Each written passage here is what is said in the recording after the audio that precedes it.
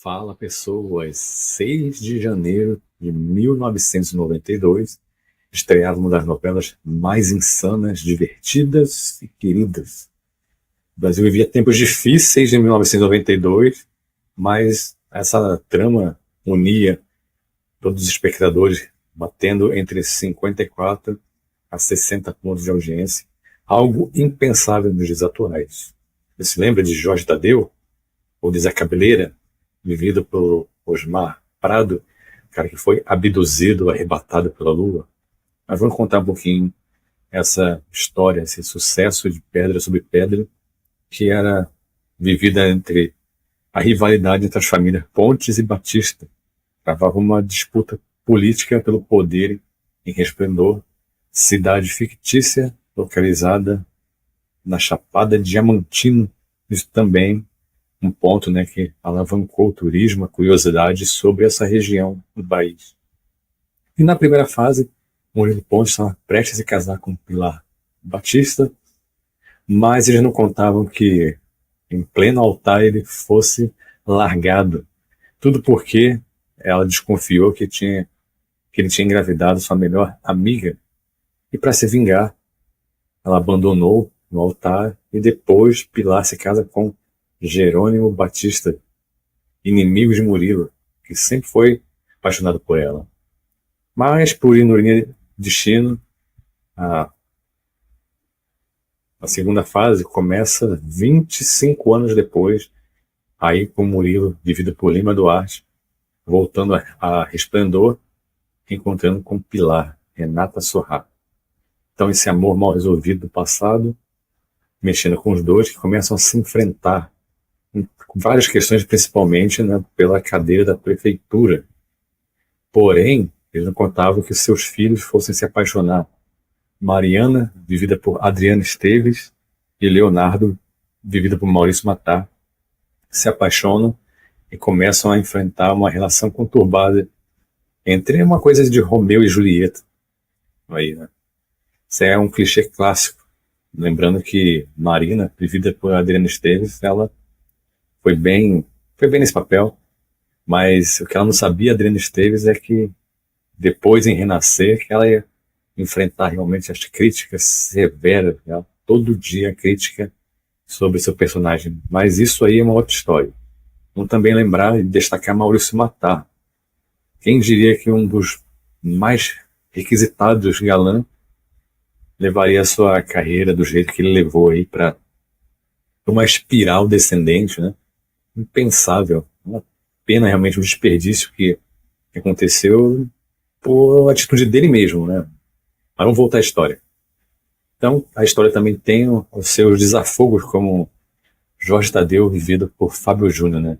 Da sua melhor fase, dizer assim, tudo profissional, pessoal, no auge do seu vigor. Então, ele fazia sucesso com as mulheres e ele foi deletado na trama no capítulo 30. Inclusive, a cena da sua morte é lembrada até hoje, poeticamente, por causa das borboletas que pousaram em seu corpo. Então, assim, o Jorge Tadeu entrou como desafogo, uma vertente divertida, né? Fábio Júnior vivendo talvez ele mesmo, né? Porque ali ele foi trabalhar, no caso, o fotógrafo foi trabalhar e aproveitou para pegar as mulheres solteiras e casadas. Uma coisa que eu acho que o Fábio Júnior na vida fez muito bem, né? Então ele representou ele mesmo, galanzão ali, e esse papel dele marcou. Foi um dos melhores papéis de mais destaque na carreira de Fábio Júnior, que é cantor, claro, mas quando ele atuou também marcou bastante.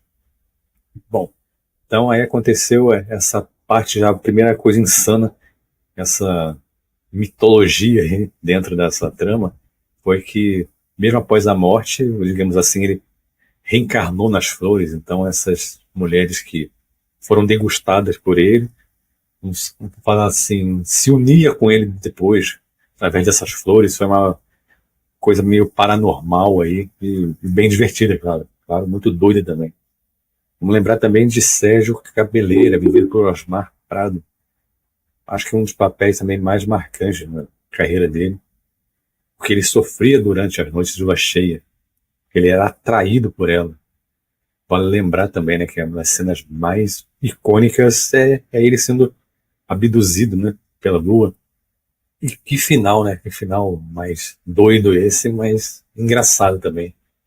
Destacar também Heloísa Mafalda, que ela vivia a Beata Gioconda Pontes, e era um alívio cômico perfeito, uma vilã moralista, e aí também entra uma crítica social, uma crítica porque, assim, durante a novela vivia com preconceito com o padre, que o padre era negro, e ela não gostou disso, e também é chamar a atenção, que através da novela também mostra uma coisa que acontecia muito, né, claro, esse preconceito velado, aí, mas acontecia, né? Então, ela tem frases infelizes, como esta.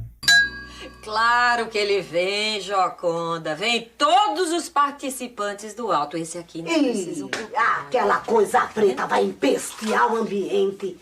Ah, meu Deus, que vontade que eu tenho de lavar essa casa com água sanitária, sabão em pó, quebrar esses copos, passar vinagre, passar álcool. Também como não lembrar do saudoso Armando Bobos, viveu Cândido Alegria. Foi um dos destaques da trama, vivendo seu asqueroso vilão. Suas cenas eram ótimas, seu vilão enriqueceu, deletando seu amigo português, Bem-vindo Soares. Ele tinha um amor platônico por Pilar Batista, e também o final dos personagens foi algo insano, né? Ele vira uma estátua de pedra. Ele ia explodir todo o patrimônio dele, mas ele acabou se virando uma estátua de pedra, uma cena marcante, doida, completamente doida, e acabou sendo objeto de, assim, acabou sendo uma atração turística para a cidade depois. E também lembrar da Miriam Pires, que interpretou a Dona Quirina, senhora de 121 anos, que tinha uma memória invejável, que ela, entre um cochilo e outro, ela previa os acontecimentos. E claro, vamos destacar também que o elenco era recheado de estrelas, como Arlete Salles, que era uma mulher meio masculinizada, que vestia farda, andava de lambreta, e ela era esposa do delegado, vivido pelo Nelson Xavier, mas parece que era a mulher macho da relação. Também tinha Eva Vilma, Lília Cabral vivendo a prostituta Alva, Elisângela, Lívia Maria, Paulo Betti, Cecil Thierry, Andréa Beltrão, Marco Nanini, Pedro Paulo Rangel, e entre outros, Jacinto Júnior, já falei, Luísa Mafalda, que também se destacou, e foi dirigida por Paulo Ubiratã. Então, assim, fez um grande sucesso. Ela foi escrita por Agnaldo Silva, Ana Maria Moresan, Ricardo Linhares. Então, assim, foi uma novela extremamente poética, extremamente doida, insana, mas que marcou muito a televisão brasileira, eu lembro. Uma novela muito divertida. Então, assim, um grande elenco. E, mais uma vez, com essa fórmula do sucesso, sempre tem participações pequenas, mas que se tornam grandiosas, né? Vale lembrar também que a trilha sonora já era uma crítica social. Ele já falava: quem é rico mora na praia, mas quem trabalha não tem nem onde morar.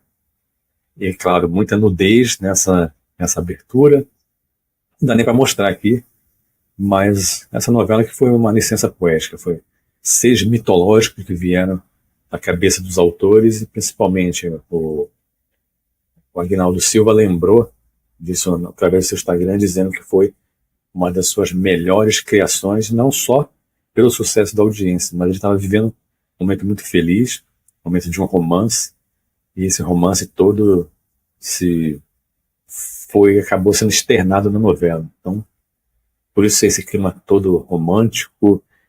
Mais uma vez, eu gosto de lembrar mais assim do Jorge Tadeu, que é vivido pelo Fábio Júnior. Eu achava ele bem engraçado, uma vertente assim que hoje, olhando, não é nada politicamente correto afirmar, mas acredito que a novela funcionou muito bem, sendo esse elenco aí grandioso, dando um desafogo.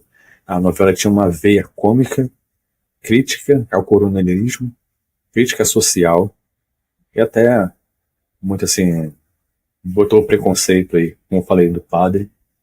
E acho que por ter tantos elementos e usá-los de maneira divertida, foi o que lançou ela e deixou esse sucesso todo, fez o Brasil parar com 60 pontos de audiência no seu último capítulo.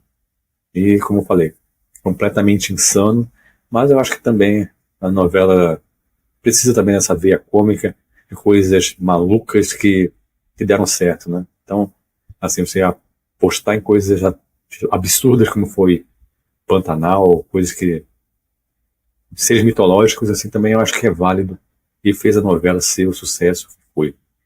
Mas diz aí, com que idade você viu Pedra sobre Pedra? Você acompanhou reprise no Viva?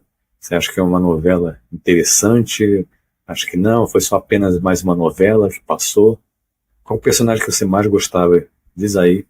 Não esqueça do seu like e se inscrever no canal. E até a próxima.